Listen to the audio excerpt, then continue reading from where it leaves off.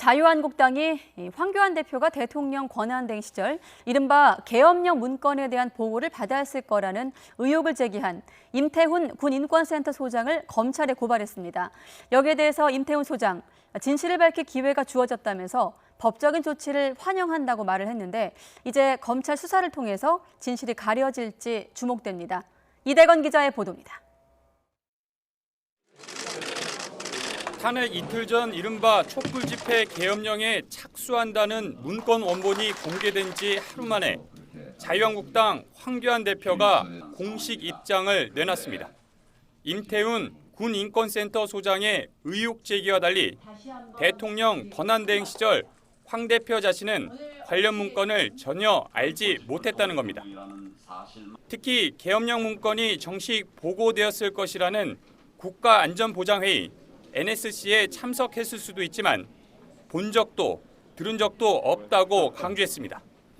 한국당과 황 대표 지지 모임은 임 소장을 검찰에 고발했습니다. 제가 언제 그런 말 했을 거예요. 계엄령의 개자도 못 들었다. 저에게는 보고된 바가 전혀 없었습니다. 국회에서 의혹을 제기한 임태훈 소장은 오히려 고발 자체를 적극 환영한다는 입장입니다. 저는 법적 조치 환영하고요. 당시 NSC 의장으로서 이 문건에 대해서 몰랐다면 황교안 대표는 무능한 사람이고요. 알았다면은 이 음모에 가담했다고 저는 판단하고 있습니다. 이제 공은 검찰로 다시 넘어갔습니다. 우선 문건의 진위 여부가 최대 쟁점이 될 것으로 보입니다. 실제 군이 작성한 것이 맞다면 계엄령 문건의 존재를 당시 대통령 권한대행이자 NSC 의장이었던 황교안 대표가 알았느냐에 수사의 초점이 맞춰질 수밖에 없습니다. 더 나아가 작성 과정에서 개입했는지도 밝혀져야 할 부분입니다.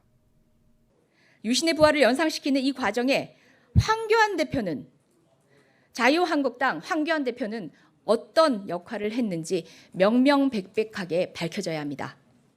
다만 계엄령 문건 의혹의 중심 인물인 조현천 전 기무사령관이 해외 도피 중인 상황에서 조 전 사령관의 신병 확보가 수사의 최대 관건이 될 전망입니다. 앞서 진행된 합동수사단 수사 과정에서도 관련 의혹이 제기됐지만 자유한국당 황교안 대표에 대한 수사는 이루어지지 않았습니다. 당시 수사를 맡았던 서울중앙지검장이 윤석열 검찰총장이었던 만큼 이번 수사가 어떻게 진행될지도 지켜볼 대목입니다.